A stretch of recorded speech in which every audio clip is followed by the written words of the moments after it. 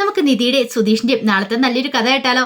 അങ്ങനെ നമ്മൾ കാണുന്ന ഒടുവില് നിധിയെ കൂട്ടിക്കൊണ്ട് സുധീഷ് ഇന്റർവ്യൂവിന് വരുവാണ്. അപ്പോൾ ഒരു HR റൗണ്ടും കൂടെ ഉണ്ടെന്ന് പറഞ്ഞിട്ടുണ്ടായിരുന്നു. ബാക്കി 2 റൗണ്ടും നിധി കംപ്ലീറ്റ് ചെയ്തായിരുന്നു. അങ്ങനെ നിധിക്ക് ഓൾ ദി ബെസ്റ്റ് ഒക്കെ സുധീഷ് പറഞ്ഞ് സുധീഷ് അവിടെ വെയിറ്റ് ചെയ്ത് നിൽക്കുകയാണ്. ഈ സമയം നിധി അകത്തേക്ക് കയറിച്ചെന്നു. അങ്ങനെ HR മാനേജറെ കാണാൻ വേണ്ടി വെയിറ്റ് ചെയ്തിരിക്കുകയാണ്. കുറച്ച് സമയം കഴിഞ്ഞപ്പോഴത്തേനുമാണ് സൂര്യ അവിടേക്ക് വരുന്നത്. സൂര്യ നോക്കി കഴിഞ്ഞ് കഴിഞ്ഞപ്പം നിധി അവിടെ ഇരിക്കുന്നു. ഇവളെന്താ ഇവിടെ? നിധിയാണെ ഫയലിനകത്തൊക്കെ നോക്കിയെന്നുകൊണ്ട് സൂര്യ ശ്രദ്ധിച്ചില്ല. പിന്നീട് സൂര്യ റിസപ്ഷനിലേക്ക് ചെല്ലുവാണ്. ചെന്നിട്ട് ചോദിച്ചു, അതാരാ ഇരിക്കണേ? അവിടെ എന്തിനാ ഇവിടെ വന്നേന്ന് ചോദിച്ചു. അത് ഇന്റർവ്യൂ അറ്റൻഡ് ചെയ്യാൻ വന്നായിരുന്നു. ആദ്യത്തെ 2 റൗണ്ട് പാസ്സായി. ഇനിയിപ്പോൾ HR റൗണ്ടും കൂടെ ഉണ്ട്, അതിന് വേണ്ടി വന്നാന്ന് പറഞ്ഞു. ഓ, അപ്പം അങ്ങനെയാണല്ലേ. ശരി ഓക്കെ താങ്ക് യു എന്ന് പറഞ്ഞിട്ട് നേരെ HR മാനേജറുടെ റൂമിലേക്ക് അങ്ങോട്ട് കയറി ചെന്നു. അങ്ങനെ സൂര്യയെ കണ്ടിഞ്ഞപ്പോൾ അയാൾക്ക് സന്തോഷമായി. ആ സൂര്യ ബാ ഇരിക്കുന്നൊക്കെ പറഞ്ഞു. എന്തൊക്കെയുണ്ടോ വിശേഷങ്ങൾ? നീ ഓസ്ട്രേലിയയിൽ നിന്ന് വന്നതിന് ശേഷം നിന്നെ കാണാൻ പോലും ഇല്ലായിരുന്നല്ലോ എന്നൊക്കെ പറഞ്ഞു. അത് പിന്നെ നിന്നെ ഒന്ന് കാണാനായിട്ട് സമയം കിട്ടിയത് ഇപ്പോഴാന്ന് പറഞ്ഞു. പിന്നീട് കുറേ കാര്യങ്ങൾ സൂര്യ അയാളോട് പറയുന്നുണ്ട്, മാനേജറോട്. എല്ലാം കേട്ട് കഴിഞ്ഞപ്പോൾ അയാൾ പറഞ്ഞു ശരി ഓക്കെ എന്ന് പറഞ്ഞു. കുറച്ച് കഴിഞ്ഞപ്പോഴത്തേനും നിധിയെ അകത്തേക്ക് വിളിപ്പിച്ചു. HR മാനേജറെ ക്യാബിലേക്ക് വിളിപ്പിക്കുക. അപ്പം നിധി ഇങ്ങനെ ഭയങ്കര സന്തോഷത്തോടു കൂടിയിട്ടാണ് അങ്ങോട്ട് ചെല്ലുന്നത്.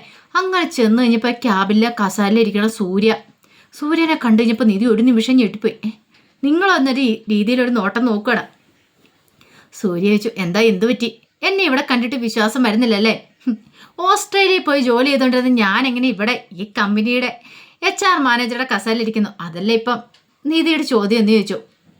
അത് കേട്ടപ്പോൾ നിധി ഒന്നും മിണ്ടാൻ നോക്കുകയാണ്. അതെ, അതിന് സിമ്പിളായിട്ടുള്ള ഉത്തരം മാത്രമേ ഉള്ളൂ. ഞാൻ ഇവിടുത്തെ മാനേജറൊന്നും അല്ല, പക്ഷെ എൻ്റെ ഫ്രണ്ടാ. അതുകൊണ്ട് ഞാനിവിടെ ഇരുന്നത് മാത്രം. എല്ലാം കർമ്മം, അല്ലാതെ ഇപ്പം എന്ത് പറയാനാന്ന് പറ. അല്ലെങ്കിൽ പിന്നെ ഞാനിപ്പോൾ ഇവിടെ നിധിയെ കാണുമായിരുന്നു എന്ന് ചോദിച്ചു. അല്ല, എന്തൊക്കെയുണ്ട് വിശേഷങ്ങൾ? സുഖമൊക്കെയാണോ? ജോലിക്ക് വേണ്ടി അലഞ്ഞു തിരിഞ്ഞ് നടക്കുമല്ലേ? എന്ത് ചെയ്യാനാന്ന് പറ. എൻ്റെ കൂടെ ജീവിക്കുമായിരുന്നെങ്കിൽ ഓസ്ട്രേലിയക്ക് പറക്കായിരുന്നു. അവിടെ പോയി നല്ല അന്തസ്സായിട്ട് ജീവിക്കായിരുന്നു. അതിന് പകരം ഒരു ടാക്സി ഡ്രൈവറുടെ കൂടെ പോയിട്ട് എൻ്റെ പൊന്നെ, ഇതിൽ പോലും ഒരു നാണക്കേട് വേറെ ഉണ്ടോയെന്ന് ചോദിച്ചു. ചിലർക്ക് അങ്ങനെയാ, ഹട്ടയെ പിടിച്ച് മെത്തേക്കിടത്തേ കിടക്കില്ല എന്ന് പറഞ്ഞ അവസ്ഥയാ. അത് കേട്ടപ്പോൾ നിധിക്ക് നല്ല ദേഷ്യം വന്നു. നിധി പെട്ടെന്ന് അങ്ങോട്ട് തിരിഞ്ഞു നടക്കാൻ തുടങ്ങിയപ്പോഴത്തേനും സൂര്യ പറഞ്ഞു, അതെ ഇനിയിപ്പോൾ HR മാനേജറെ കണ്ട് ചീത്ത പറയാനൊന്നും പോകണ്ടെന്ന് പറഞ്ഞു. അയാൾ എൻ്റെ ഫ്രണ്ട് ആയതുകൊണ്ടാ ഞാനിവിടെ കയറി ഇരിക്കണമെന്ന് പറഞ്ഞു. നിധി ദേഷ്യപ്പെട്ട് റിസപ്ഷനിലേക്ക് എന്നിട്ട് ചോദിച്ചു, അല്ല HR മാനേജർ ഇല്ലേ? മാനേജർ ഉണ്ടെന്ന് പറഞ്ഞാളോ നിങ്ങളെന്നെ അങ്ങോട്ടേക്ക് വിട്ടേന്ന് പറഞ്ഞു. അത് പിന്നെ സാറിൻ്റെ ഫ്രണ്ടാ അതുകൊണ്ടാന്ന് പറഞ്ഞു. നിധി കൂടുതലായിട്ടൊന്നും പറയാൻ നിന്നില്ല. ദേഷ്യപ്പെട്ട് പുറത്തേക്ക് ഇറങ്ങി പോരുകയാണ്. ഈ സമയം സുധീഷ് കാണാൻ തന്നെ ഉണ്ടായിരുന്നു. സുധീഷ് ചോദിച്ചു, ആഹാ ഇത്ര പെട്ടെന്ന് വന്നോന്ന് ചോദിച്ചു. ഇതെന്താ ഇത്ര പെട്ടെന്ന് വന്നേ? അതെ ഒന്നുമില്ല, എങ്ങനെയായി ഇൻ്റർവ്യൂവിൻ്റെ കാര്യങ്ങളൊക്കെ? ജോലി കിട്ടി കാണൂല്ലോ അല്ലേന്ന് ചോദിച്ചു. അതിന് മറുപടി ഒന്നും പറയാതെ നിധി അകത്തേക്ക് കയറി. അല്ല 99.9% കിട്ടിയെന്നൊക്കെയാണല്ലോ കഴിഞ്ഞ ദിവസം പറഞ്ഞേ. എന്നിട്ടിപ്പോൾ ഇതെന്ത് പറ്റി മുഖം വല്ലായിരിക്കണേ? അതൊന്നുമല്ല, പിന്നെ കാര്യം എന്താ? അവന് ആ സൂര്യ അവിടെ ഉണ്ടായിരുന്നു പറഞ്ഞു.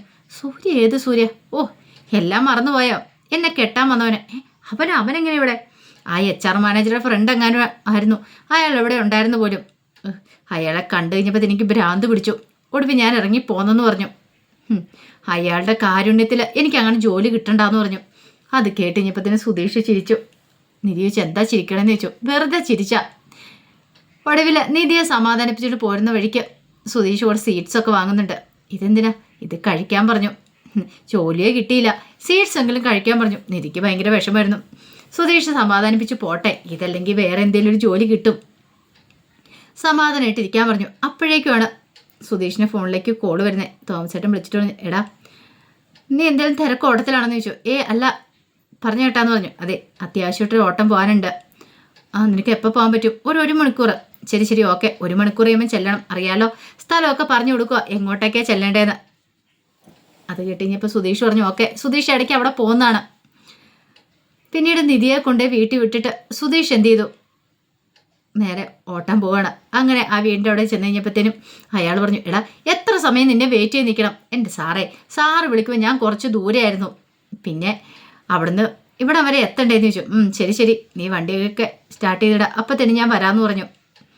അങ്ങനെ ഒടുവിൽ അയാൾ വന്ന് കാറിലേക്ക് കയറി സുധീഷിനോട് വിശേഷങ്ങളൊക്കെ ചോദിക്കുന്നുണ്ട്. അപ്പോൾ സുധീഷ് ചോദിച്ചു, എങ്ങനെയുണ്ട് സാറേ ഷുഗറും കാര്യങ്ങളൊക്കെ? കൺട്രോൾ ആണോന്ന് ചോദിച്ചു. എവിടെന്ന്? ഒന്നും പറഞ്ഞിട്ട് കാര്യമില്ലടാ, അത് കൺട്രോൾ ആവുന്നില്ല. എന്നെയും കൂടെ പോകത്തോളം തോന്നേ. സാറേ കുറച്ച് എക്സസൈസ് ഒക്കെ ചെയ്താൽ മതി, നടക്കുകയൊക്കെ ചെയ്താൽ മതി. ഓ എന്തൊക്കെ എക്സസൈസ് ചെയ്യുന്ന നടക്കുകയൊക്കെ ചെയ്യുന്ന, പക്ഷെ അതുകൊണ്ട് ഒരു പ്രയോജനം ഉണ്ടെന്ന് തോന്നില്ല, അങ്ങോട്ട് കുറയുന്നില്ല എന്ന് പറഞ്ഞു. അത് കേട്ട് കഴിഞ്ഞപ്പം സുധീഷ് പറഞ്ഞു, അതെ കുറച്ചൊക്കെ നമ്മൾ കൺട്രോൾ ചെയ്യണമെന്ന് പറഞ്ഞു. പിന്നെ വിളിച്ചു, എങ്ങോട്ടാ സാറേ പോകേണ്ടതെന്ന് ചോദിച്ചു. അതെ എനിക്ക് ബിസിനസ് സംബന്ധമായിട്ട് കുറച്ച് കാര്യങ്ങളൊക്കെ ഉണ്ട്, അപ്പോൾ ഒരാളെ എന്നെ കാണാനായിട്ട് വരും, അപ്പോൾ ഞങ്ങൾക്ക് കുറച്ച് ബിസിനസ് ഡീലിങ്സും കാര്യങ്ങളൊക്കെ സംസാരിക്കണം, അപ്പോൾ അതിന് വേണ്ടിയിട്ടാണ്. പിന്നെ അത്ര പേഴ്സണലായിട്ടുള്ള ആയതുകൊണ്ട് ഒരിടത്ത് റൂം എടുക്കാതെ കാറിലിരുന്ന് തന്നെ സംസാരിക്കാമെന്ന് വെച്ചേ, നീ ആബിയും വിശ്വസ്തനായുള്ളൂ എന്ന് കരുതിയിട്ടാ നിന്നെ വിളിച്ചതെന്ന് പറഞ്ഞു. അത് കേട്ട് കഴിഞ്ഞപ്പോൾ സുധീഷ് പറഞ്ഞു, അത് ഓക്കെ സാറെന്ന് പറഞ്ഞു. അങ്ങനെ കുറച്ച് ദൂരം ചെന്ന് കഴിഞ്ഞപ്പോഴത്തേനും പറഞ്ഞു, അതെ ഇവിടെ നിർത്തിയാൽ മതി, അയാൾ ഇങ്ങോട്ടേക്ക് വരാമെന്ന് പറഞ്ഞെന്ന് പറഞ്ഞു. സുധീഷ് കാർ നിർത്തി. കുറച്ച് കഴിഞ്ഞപ്പോഴത്തേനും ഈ പറയുന്ന ആൾക്ക് കോഡ് വന്നു. അതെ അതെ ഞങ്ങൾ ഫ്രണ്ടിലെ കാർ തന്നെ ഉണ്ട് എന്ന് പറഞ്ഞു. പിന്നീട് അയാൾ ഇറങ്ങിപ്പോയി. കാണാൻ തുടങ്ങുമ്പോഴത്തേനും സുധീഷോട് സാറ് ഇവിടെ ഇരുന്നോ, ഞാൻ ആ സാറിനെ വിളിച്ചോണ്ട് വരാമെന്ന് പറഞ്ഞു. അതെ ആ തൊട്ട് പുറകെ കിടക്കുന്ന കാറിലാന്ന് പറഞ്ഞു. ശരി ശരി ഓക്കെ എന്ന് പറഞ്ഞു. അങ്ങനെ സുധീഷ് അങ്ങോട്ട് ചെല്ലുവാണ്. സുധീഷ് നോക്കിക്കഴിഞ്ഞപ്പോൾ നിളയുടെ അച്ഛൻ രാജീവ്, ദൈവമേ ഇയാളെയാണോ കൂട്ടിക്കൊണ്ട് വരാൻ പറഞ്ഞ്, പെട്ടുപോയല്ലോ, എന്ത് ചെയ്യണമെന്നറിയില്ല. അങ്ങനെ സുധീഷിനെ കണ്ടുകഴിഞ്ഞപ്പോൾ രാജീവിനും ഒന്ന് പതറി, ഇവനും ഒന്നുള്ള രീതിയിൽ. പെട്ടെന്ന് സുധീഷ് പറഞ്ഞു, ബാ സാറേ ദേ കാറിനകത്ത് മറ്റേ സാറ് വെയിറ്റ് ചെയ്യുന്നുണ്ടെന്നൊക്കെ പറയണം. അങ്ങനെ ഒടുവിൽ കാറിനകത്തേക്ക് വന്ന് കയറി, ഡോറൊക്കെ തുറന്നു കൊടുത്തു, കാറിനകത്തേക്ക് കയറി. ഈ സമയത്ത് വല്ലാത്തൊരു ടെൻഷനായിരുന്നു സുധീഷിന്. സുധീഷാണ് ആകെപ്പാടെ വെപ്രാളപ്പെട്ടിരിക്കുകയാണ്. അപ്പോഴേക്കും രാജീവൻ പറഞ്ഞു, നമുക്ക് വേറെ കാറിന് പോയിരുന്നു. ഈ കാർ മതി, ഇവനാകുമ്പോൾ സുധീഷ് ആകുമ്പോൾ കംഫർട്ടാ, നല്ല ചെറുപ്പക്കാരാന്നേ. ഇതേ എൻ്റെ സ്ഥിരമായിട്ടുള്ള ഡ്രൈവർ ചിലപ്പോൾ ലീവ് എടുക്കും, അങ്ങനെ ഇല്ലാതെ വരുമ്പോൾ ഞാൻ ഇവനെ ഇടയ്ക്ക് വിളിക്കും. ഇവനാകുമ്പോൾ നമുക്കൊരു ഫ്രീ ആണ്, ഇവൻ്റെ അടുത്ത് സംസാരിച്ചിരുന്നിട്ടുണ്ട് സമയം പോകുന്ന അറിയത്തില്ല, നല്ല ജോളിയായിട്ട് നമ്മളെ തിരികെ കൊണ്ടുവിടും, അതുകൊണ്ട് ആളും വിശ്വസ്തനാന്നൊക്കെ പറഞ്ഞു. ആ സമയം സുധീഷ് പറഞ്ഞു, അങ്ങനെയൊന്നും ഇല്ലയെന്ന് പറഞ്ഞു. അങ്ങനെ പിന്നീട് അവർ ബിസിനസ്സിനെ കുറിച്ചും കാര്യങ്ങളെക്കുറിച്ചും ഇങ്ങനെ സംസാരിക്കുന്നുണ്ട്. അതിനുശേഷം കുറച്ച് ദൂരം കൂടെ അങ്ങോട്ട് ചെന്നു. കുറച്ച് ദൂരം കൂടെ ചെന്ന് കഴിഞ്ഞപ്പോഴത്തേനും അയാൾ പറഞ്ഞു, ഒരു കാര്യം ചെയ്യാം, എന്നെ വീട്ടിലിറക്കിയാൽ സുധീഷെ, പിന്നെ സാറിനെ എവിടെയെന്ന് വെച്ചാൽ നീ അവിടെ കൊണ്ട് ഡ്രോപ്പ് ചെയ്താൽ മതി എന്ന് പറഞ്ഞു രാജീവ് സാറിനെ. അത് കേട്ടപ്പം രാജീവ് പറഞ്ഞു, വേണ്ട വേണ്ട ഞാനിവിടെ ഇറങ്ങിക്കോളാം എന്ന് പറഞ്ഞു. അത് സാരമില്ല, ഒരു കാര്യം ചെയ്യാം, രാജീവൻ പൊക്കോ, ഞാനിവിടെ ഇറങ്ങിക്കോളാം എന്നൊക്കെ പറഞ്ഞു. രാജീവിനാണ് ഭയങ്കര ടെൻഷനായിരുന്നു, ഇനി സുധീഷിനോടൊപ്പം പോകണമല്ലോ എന്ന് ഓർത്തിട്ട്. അങ്ങനെ അയാൾ അവിടെ ഇറങ്ങി കാര്യങ്ങളൊക്കെ സംസാരിച്ച് ഡീൽ ചെയ്തിട്ടുണ്ടായിരുന്നു. ഒടുവിൽ രാജീവിന് ആകെപ്പാടെ ടെൻഷൻ അടിച്ച് കാരണത്തിരിക്കുക. അപ്പോഴേക്കും സുധീഷ് പറഞ്ഞു, എന്തൊക്കെയുണ്ട് വിശേഷങ്ങൾ എന്ന് ചോദിച്ചു. നീ എന്നോട് വിശേഷം ചോദിക്കാൻ വന്നാണ്ടല്ലോ.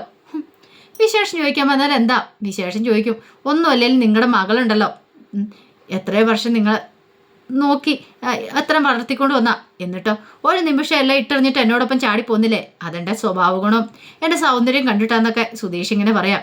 അത് കേട്ടപ്പോൾ രാജീവൻ പറഞ്ഞു, നീ കൂടുതലൊന്നും ആൾ കളിക്കണ്ട, എൻ്റെ മോളെക്കുറിച്ച് എനിക്ക് നന്നായിട്ടറിയാം, കാരണം അവൾക്ക് ഒരിക്കൽ തോന്നും നീ ശരിയല്ലെന്ന്, അപ്പോൾ അവൾ എൻ്റെ അടുത്തേക്ക് തന്നെ തിരികെ വരും, അവളെ എൻ്റെ അടുത്ത് കൊണ്ടുവരാൻ എനിക്കറിയാമെന്ന് പറഞ്ഞു.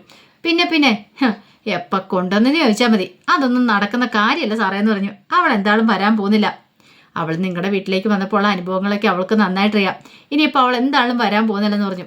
മിണ്ടാതെ നേരെ നോക്കി വണ്ടി ഓടിക്കടാം, എനിക്കറിയാം അവൾ എൻ്റെ മോളാണെങ്കിൽ വരുമെന്ന് പറഞ്ഞ് വെല്ലുവിളിക്കുകയാണ് സുധീഷിനെ.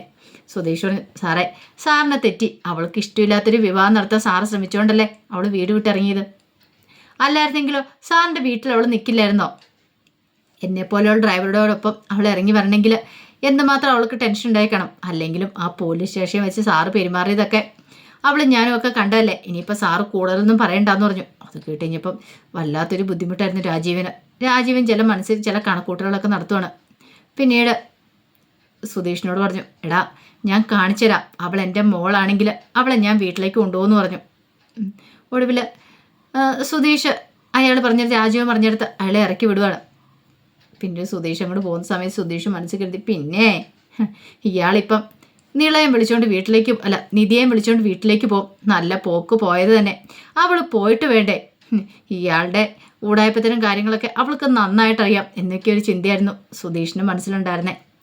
അപ്പോൾ അതിൻ്റെ വിശേഷങ്ങളൊക്കെ നമ്മൾ കാണാൻ പോകുന്നത്. ആ വിശേഷങ്ങൾക്കായി നമുക്ക് എല്ലാവർക്കും കാത്തിരിക്കാം കേട്ടോ. ഒരിക്കൽ കൂടി എല്ലാവർക്കും ശുഭദിനം നേർന്നുകൊണ്ട് നിർത്തുന്നു. നന്ദി.